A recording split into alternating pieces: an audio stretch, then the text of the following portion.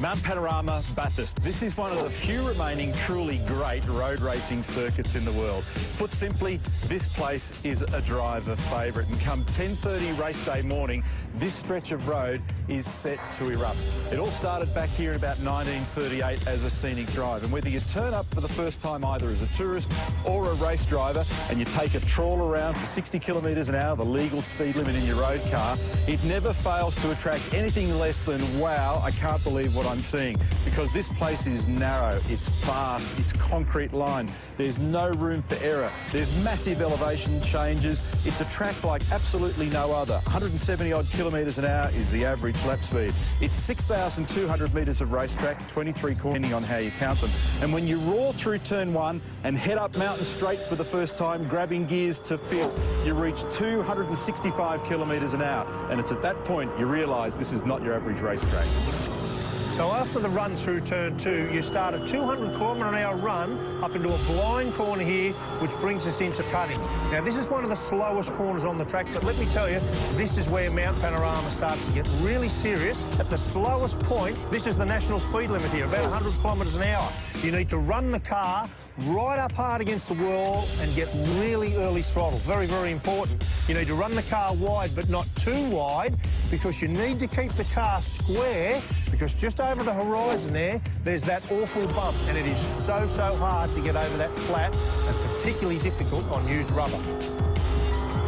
There's 2 or 3 pieces of track in Australia that I think are really ballsy, and let me tell you, this is one of them. This 200 metres of track here is about as tough as it gets because of this bloody grate.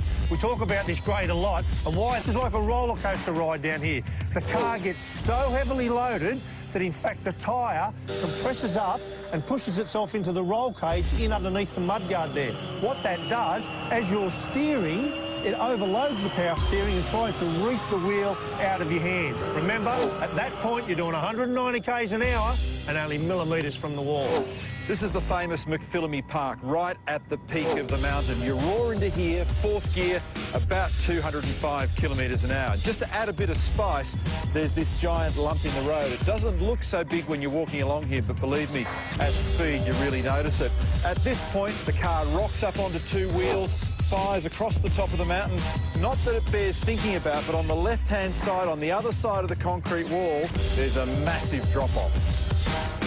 Up at the peak of the hill, skyline. And if you didn't have the data to prove it in cold, hard facts, you wouldn't believe that the car's doing 210 kilometres an hour just prior to the driver putting his foot on the brake pedal. But the real story here is the wriggling that comes after, because you've got to make a transition down through these very fast S's and get back 2 gears, so that by the time you get down to the dipper, you're in 2nd gear and the target speed's about 80 kilometres an hour. Another big story this weekend, a big safety improvement at Mount Panorama.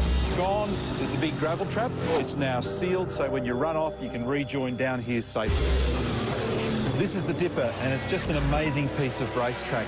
As I said before up the top, by the time you get down in here, the car's in 2nd gear and doing just 80 k's. But it leaps up onto 2 wheels quite violently, and you've got to be very careful because you're grip limited on the right-hand side. Have to be so careful not to steer into this concrete wall that you can see down on the right. At the same time, you're jiggling the gear lever, searching for 3rd gear, driving through the gutter, and then firing off down towards Forest Elbow, and amazingly back to 175 k's. Conrod Straight. This is the most iconic piece of roadway in the country. Over 1 kilometre long and 300 km/h. Not just the straight, but you turn the car at 300 km/h. And you put your foot on the brake pedal there for about 4.5 seconds, as hard as you can push it. And then you've got to do it all again 500 metres later at Hell Corner. Now, that's just a verbal description. Let's jump in with Scafie for the real deal.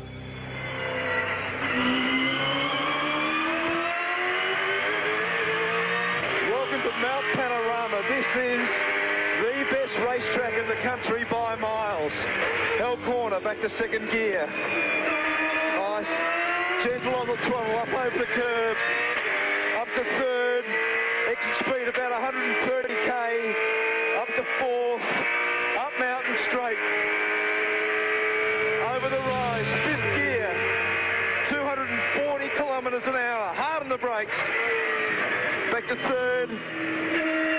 Into turn 2, gentle on the throttle, up on the curb, 160k exit, break it up, this is like a section, into second, right against the fence, on the throttle gently, up to third gear, over the hump, careful not to hit that fence, under the tree, 170k, fourth gear, into the best section, Reed Park, through the grate, use every bit of road, McPhillamy Park, exit speed 190k, and over Skyline, back to third.